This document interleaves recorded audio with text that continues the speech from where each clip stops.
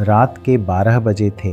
गांव के एक कोने में एक पुराना सा मिट्टी का घर। खिड़की से आती हवा में दरवाजा हल्के हल्के हिल रहा था। कोने में एक दिया टिमटिमा रहा था। बिस्तर पर बैठी थी एक बुजुर्ग माँ कमला देवी, आंखों में आंसू और हाथ में एक पुरानी चिट्ठी। चिट्ठी के ऊपर लिखा था, माँ के लिए, तुम्हारा पापी बेटा राहुल। थरथराते हाथों से उन्होंने चिट्ठी खोलकर पढ़ना शुरू किया। हर शब्द जैसे दिल में नश्तर की तरह उतरता जा रहा था। वक्त पीछे लौटता है। राहुल उनका इकलौता बेटा था। पति को उन्होंने सालों पहले खो दिया था। राहुल ही उनकी दुनिया बन गया था। राहुल बचपन में कहता था, माँ, मैं बड़ा होकर बहुत बड़ा अफसर बनूंगा। तुम्हें हवाई जहाज में बिठाकर हिमालय ले जाऊंगा, जहाँ आर्षि मुनि ध्यान करते हैं। हम भी वहाँ भगवान को ढूंढेंगे। माँ मुस्कुराकर कहती थी, मुझे हिमालय नहीं चाहिए बेटा, तुम्हारा साथ ही मेरे लिए स्वर्ग है। पर वक्त कब साथ देता है। राहुल पढ़ाई में अच्छा था, शहर चला गया, नौकरी मिल गई। शुरुआत में फ़ोन करता था, चिट्ठियाँ लिखता था, फिर सब कम होता गया। फ़ोन आने बंद हो गए, चिट्ठियाँ आना बंद हो गईं।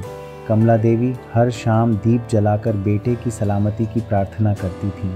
धूप की खुशबू में, मंदिर की घंटियों के बीच उनका मन बस एक ही बात कहता था, हे नारायण, मेरा बेटा जहाँ भी हो अच्छा रहे, सुखी रहे।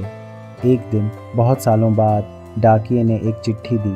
हाथ की लिखावट पहचानी हुई थी। दिल कांपने लगा। कमला देवी ने आंसू भरी आंखों से चिट्ठी पढ़ना शुरू किया।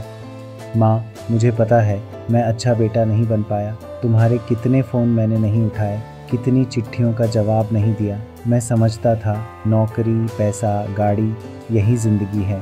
पर आज जब अस्पताल के बिस्तर पर पड़ा हूँ तब समझ में आया, ज़िंदगी में अगर कुछ सच था तो वो सिर्फ तुम थीं। माँ, डॉक्टर कह रहे हैं अब ज़्यादा वक्त नहीं है, एक अजीब बीमारी है और अब मौत बहुत पास है। कल रात एक सपना आया, एक साधु मिले। उन्होंने कहा, तुम्हारी माँ रोज़ जो ईश्वर का नाम जपती है वही तुम्हारी आत्मा का मोक्ष बनेगा।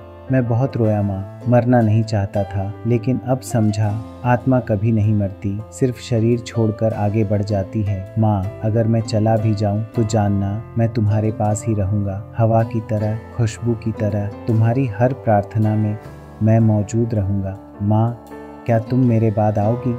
अगर जन्मों का चक्र सच है तो अगला जन्म फिर से तुम्हारी कोख से मांगता हूँ।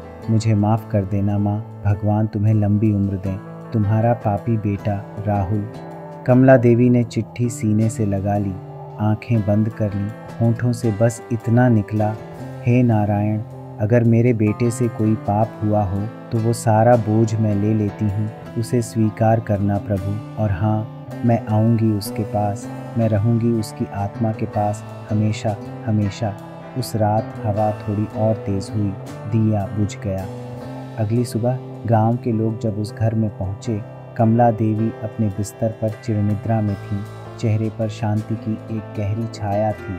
हाथ में वही चिट्ठी थामी हुई। ज़मीन पर एक सफ़ेद कबूतर का पंख पड़ा था और खिड़की के पास रखा था एक छोटा सा कागज़। उस पर लिखा था, माँ आ गई हैं मेरे पास, भगवान से भी उनकी मुलाकात हो चुकी है। हस्ताक्षर राहुल की आत्मा। आखिरी संदेश माँ सिर्फ इस जन्म की नहीं होती, वो आत्मा की भी साथी होती है। प्रार्थनाएं मौत को भी पार कर जाती हैं और एक माँ की दुआ वो ईश्वर को भी झुका देती है। जब बेटा पछताता है और माँ दिल से माफ़ कर देती है तो फिर मौत भी दोनों को अलग नहीं कर सकती। प्रेम, क्षमा और आत्मा का मिलन, यही तो है माँ का आशीर्वाद।